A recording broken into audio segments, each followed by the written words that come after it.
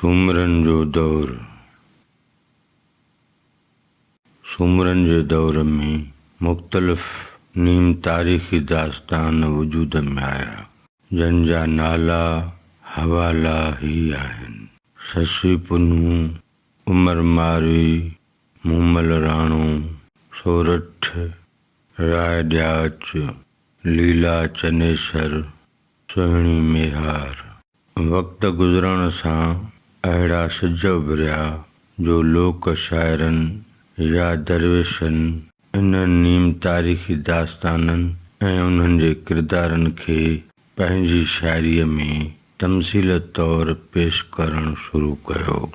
इन्हनि दास्ताननि जे ख़वातीन किरदारनि ससुई, मारवी, मूमल, सोरठ, लीला, सुहिणी खे शाह जा शारिया, शाह जूं सूरमियूं सॾींदा आहिनि।